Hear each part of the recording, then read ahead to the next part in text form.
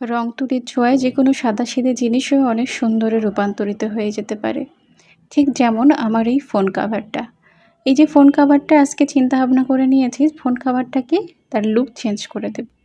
অনেকদিন থেকে প্ল্যান করছিলাম যে আমি ফোন কাভারটাতে একটু হ্যান্ড পেইন্ট করব।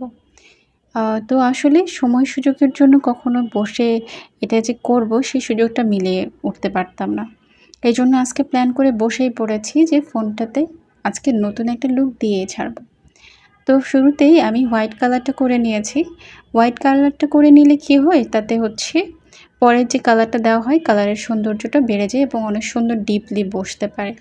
আমি চাচ্ছিলাম একটু বেবি পিঙ্ক টাইপের কালার ইউজ করতে, কিন্তু আমার কাছে বেবি পিঙ্কটা এই মুহূর্তে ছিল না, এজন্য একটু হট পিঙ্ক হয়ে গেছে। তারপরে ভাবলাম কি করা যায়। অনেক চিন্তাভাবনা করে ঠিক এই ফুলগুলো মনে হলো যে এটার সাথে দিলে অনেক ভালো লাগবে। যার যেটা ভালো লাগে আপনারা আপনাদের মতো করে করবেন। এটা আমার ভালো লাগছিল। মনে হচ্ছিল যে এই ফুলটা হট পিঙ্কের সাথে অনেক ভালো মানাবে।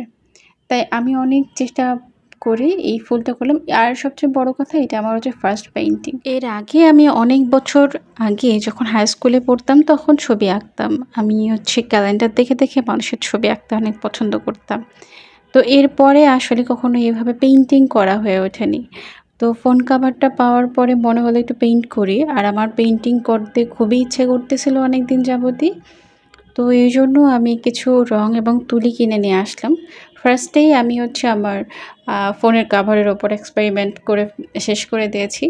আর এছাড়া আমি জুয়েলারি মেক করতে পছন্দ করি। সেই সূত্রেও আসলে রং তুলি আমার প্রয়োজন হয়।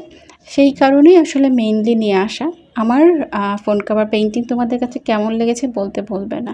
আর আমার ভিডিও ভালো লেগে থাকলে অবশ্যই লাইক, কমেন্ট, শেয়ার করে আমাদের পাশে থাকবে। আজকের মতো এখানেই শেষ করছি। আল্লাহ হাফেজ।